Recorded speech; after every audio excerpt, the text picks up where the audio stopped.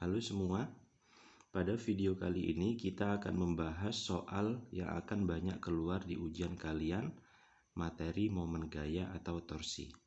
Kita lihat saja soalnya. Gaya F1, F2, F3, dan F4 bekerja pada batang ABCD seperti pada gambar.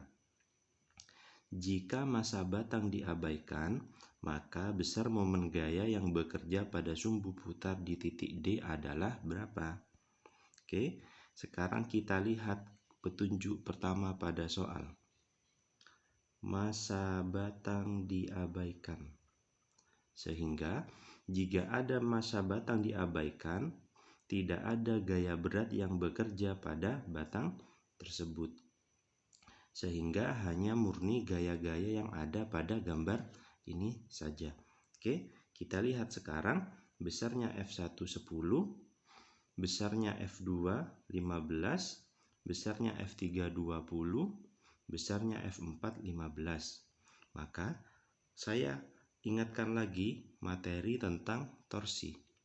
Torsi adalah perkalian antara gaya dengan lengan dengan syarat mereka harus saling tegak lurus. Jadi torsi itu adalah perkalian antara gaya dengan lengan. Di sini lengan saya menggunakan simbol R. Boleh saja kalian menggunakan D, pakai L, boleh saja. Oke, apabila gayanya dengan R tidak saling tegak lurus, maka kita harus menggunakan rumus torsi sama dengan F dikali R dikali dengan sin alfa. Jika ini tidak tegak lurus, di mana alfa adalah sudut yang dibentuk antara F dan R. Baik, sekarang kita akan lihat arah putaran yang bekerja pada batang ini. Kita lihat dulu F1. Nah, di sini kita punya titik putarnya atau sumbu putarnya adalah titik D. Berarti D berlaku sebagai poros. Sehingga kita lihat F1. Jika ada poros di sini, kemudian F1 kita tarik ke atas, maka jika kalian bayangkan batang ini akan berputar searah jarum jam.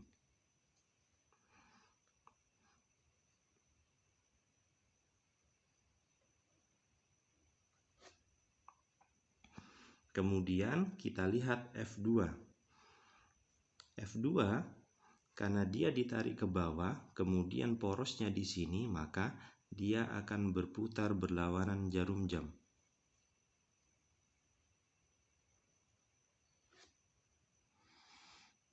Kemudian kita lihat F3. F3-nya ditarik ke atas lagi, berarti dia berputar searah jarum jam.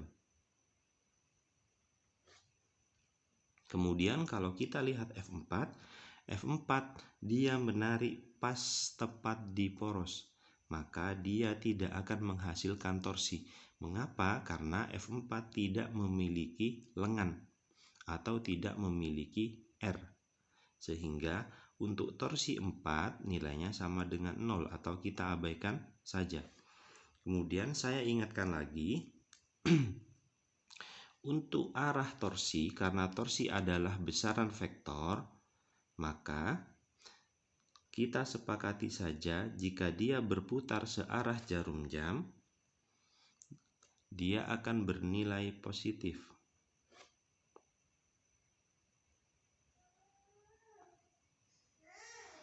Jika dia berputar berlawanan arah jarum jam, maka kita sepakati nilainya negatif.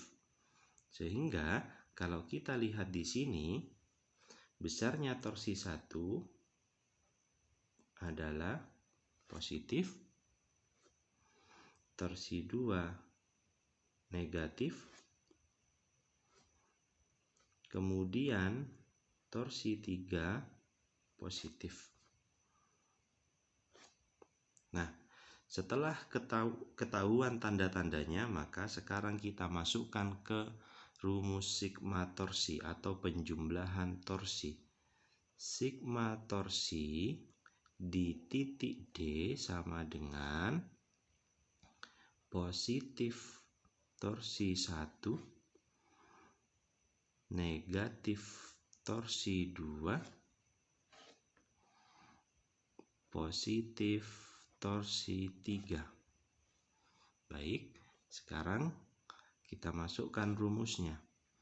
Positif F1 dikali R1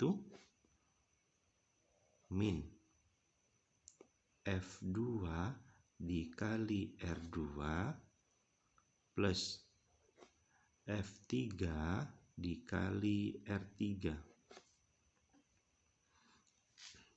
Mengapa tidak menggunakan sin? Karena kalau kita lihat gambarnya, F1, F2, dan F3 mereka semua saling tegak lurus terhadap R-nya. Oke, sekarang kita masukkan angkanya. Positif F1 10, R1. Lengan 1 adalah jarak dari F1 terhadap poros.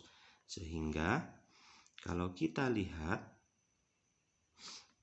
F1-nya di sini di titik A, porosnya di sini di titik D, maka jarak dari A ke D adalah 1, 2, 3. Atau 1 meter tambah 1 meter tambah 1 meter. Sehingga R1 besarnya adalah 3. Min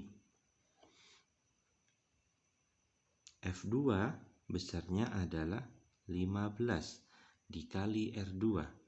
Jarak dari titik B ke titik D 1, 2 ditambah F3 20 dikali lengannya 1.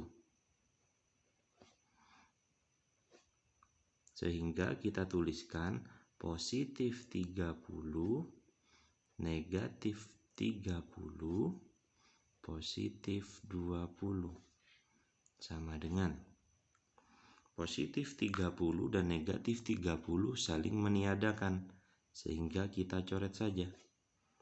Sehingga kita memperoleh hasilnya adalah 20 Newton meter. Tapi saat adik-adik mengerjakan, tanda positif di sini boleh adik-adik hilangkan untuk membuat lebih rapi. Tanda positif ini saya buat agar adik-adik lebih paham saja. Oke? Sehingga kita memperoleh jawabannya adalah yang B.